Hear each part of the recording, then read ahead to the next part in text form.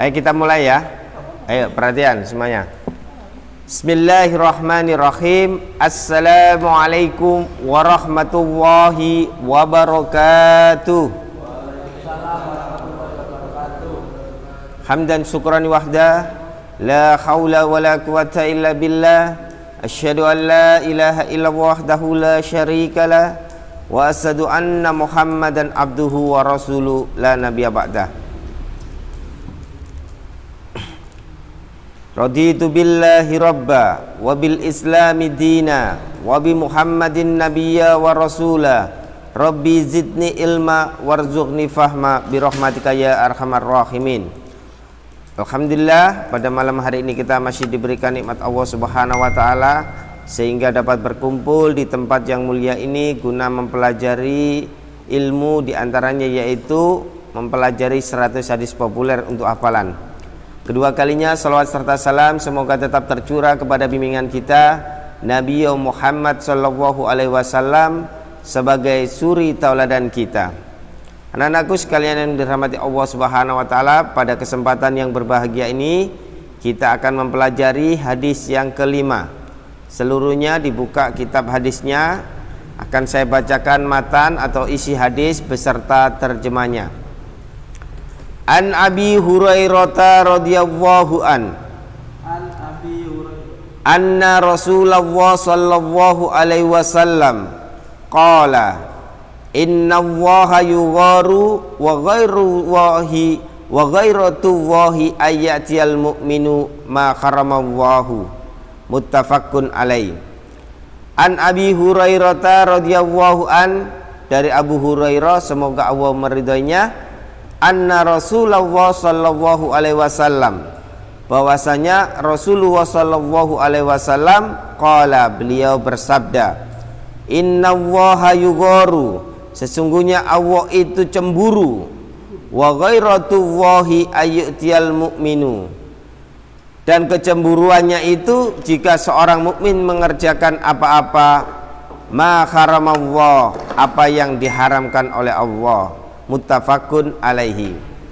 Jadi salah satu bentuk kecintaan Allah terhadap orang beriman yaitu Allah memiliki rasa cemburu, yang cemburu itu akan muncul ketika seorang mukmin melanggar aturan Allah Subhanahu wa taala. Ketika kita dikasihani oleh Allah, disayangi oleh Allah, maka kita akan dijaga oleh Allah. Allah akan merasa cemburu ketika kita melanggar syariatnya, ketika kita melanggar larangannya. Di dalam sebuah hadis dikatakan bahwa tidak akan berzina seorang mukmin ketika dia berzina dalam kondisi beriman. Artinya apa? Bahwa orang yang beriman itu dia tidak akan melakukan perbuatan yang dilarang oleh Allah Subhanahu wa taala. Begitu pula larangan terkait dengan mencuri. Seorang mukmin tidak akan mencuri barang orang lain. Dia akan senantiasa menjaga perilaku dirinya untuk terjaga dari larangan Allah Subhanahu wa taala. Itu bisa kita dapati pada hadis yang diriwayatkan oleh Imam Bukhari di dalam kitabnya, pada hadis yang ke 6810, Rasulullah sallallahu alaihi wasallam bersabda, an Abi Hurairah qala qala an-nabiy sallallahu alaihi wasallam la yazni zani khina yazni wa huwa mu'min wa la yasriku khina yashriku wa huwa mu'min wa la yasrabu khina yasrabuha wa huwa mu'minun wa taubatu ma'rudatun ba'da. Yang artinya dari Abu Hurairah bahwasanya Rasulullah sallallahu alaihi wasallam bersabda, tidaklah beriman seorang pezina. Artinya seorang yang beriman dia tidak akan pernah berzina ketika dia sedang dalam kondisi beriman. Berarti ketika berzina keimanannya itu apa? Hilang. Jadi la yazni zani hina yazni wa huwa mu'min. Jadi seorang mukmin itu tidak akan melakukan apa? Perzinahan. Nah, ketika dia seorang mukmin tadi berzina, keimanannya terangkat, hilang, terbang. Nah, nanti di hadis yang terakhir itu kemudian dikatakan wala yasriku hina yasriku wa huwa mu'min, dan tidak akan mencuri seseorang yang beriman ketika dia mencuri dalam kondisi beriman. Berarti keimanannya pada saat itu hilang. Wala yasrabu hina yasrabuha wa huwa mu'min, dan tidak akan minum minuman keras atau mabuk seorang mukmin dalam kondisi beriman. Wa taubatu ma'rudatum ba'da, namun taubat terbuka setelah itu. Jadi ketika seorang mukmin berbuat salah, nah nanti kembali lagi keimanannya, dia diberi kesempatan. Apakah dia akan mengambil kesempatan tersebut? Dia akan beriman, kembali ke jalan yang benar dengan bertobat, ataukah sebaliknya justru meninggalkan keimanan. Tetapi ketika seorang mukmin berzina, pada saat itu imannya hilang. Begitu pula ketika mencuri, keimanannya hilang, sirna. Atau ketika minum minuman keras yang kemarin sempat hampir digulkan, ya, minuman keras dilegalkan. Nah, dalam kondisi beriman, berarti ketika orang mabuk imannya tidak ada di dalam dirinya, sudah tercerabut atau dicabut oleh Allah Subhanahu wa ta'ala. Nah, itu adalah salah satu bentuk kecintaan Allah kepada orang beriman. Maka orang beriman itu mulia, dijaga dari hal-hal yang haram. Karena sesuatu yang haram itu dapat apa? Dapat menghinakan, dapat mencelakakan. Maka orang beriman dijaga oleh Allah untuk tidak melanggar, tidak masuk dalam hal-hal yang diharamkan oleh Allah. Nah, itu adalah bentuk kecemburuan, kecintaan Allah terhadap hambanya yang beriman. Mungkin ada yang tanyakan hadis yang kelima ini. Kenapa kok apa miras diharapkan di Indonesia, Pak? Miras Sebelumnya, Pak. Hampir dihalalkan, Pak. Ya, jadi kenapa miras hampir disahkan di Indonesia? Karena menilai dari segi ekonomi. Karena ya, jadi dengan adanya miras itu akan ada pajak untuk negara, akan ada pemasukan untuk negara dari perdagangan miras. Tapi di Bali kok masih dihalalkan? Ya, jadi di Bali kenapa dihalalkan? Bukan dihalalkan, tidak, tetapi pemerintah tidak melarang karena memang kebijakannya kebijakan perda daerah, ya. Jadi aturan itu secara keseluruhan bahwa miras itu dilarang, tetapi di Bali itu diproduksi lokal. Ya, masyarakat setempat, bukan perusahaan. Kalau perusahaan tidak boleh. Begitu. Nah, alasannya apa? Alasannya karena kebiasaan orang Bali minum arak, atau mungkin orang Papua biasa minum minuman keras. Ya.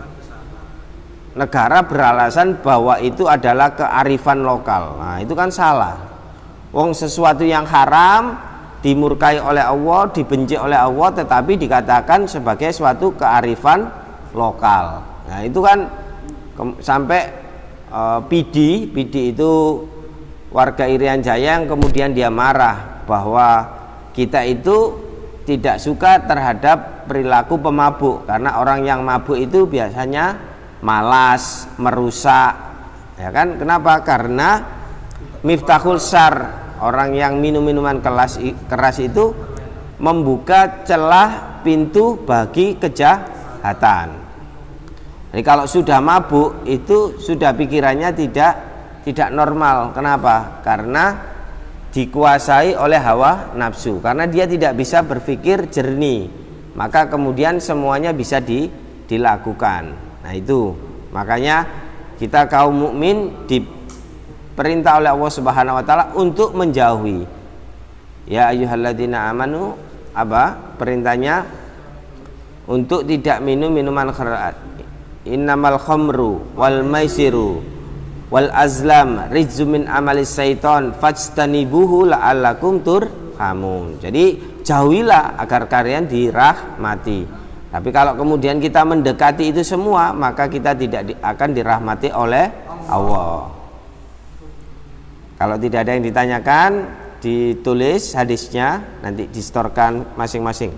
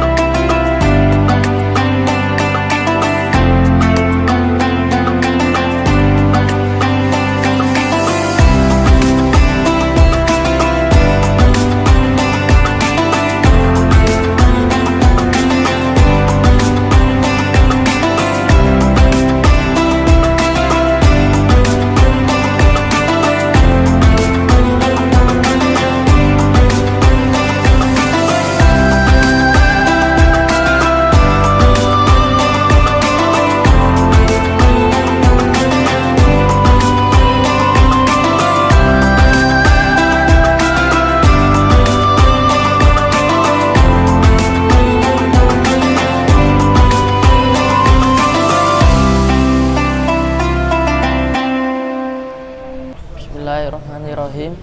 An Abi Hurairah radhiyallahu anhu anna Rasulullah sallallahu alaihi wasallam qala innallaha yughayyiru wa ghayru tumlahi an ya tiyal mu'minu ma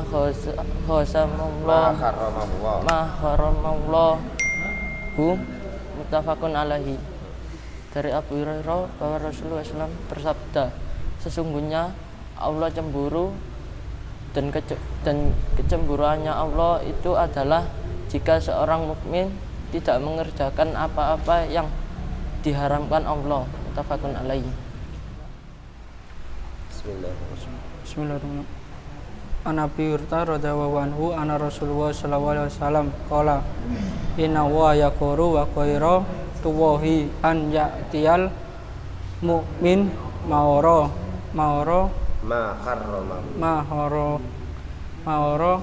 muwawahu dari mutakafun alai. Dari Abu Hurairah bahwa Rasulullah SAW bersabda, sesungguhnya Allah cemburu dan kecemburuannya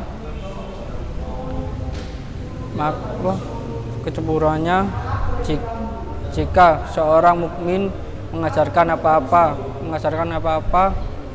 yang diharamkan Allah. Muttafaqun alaih.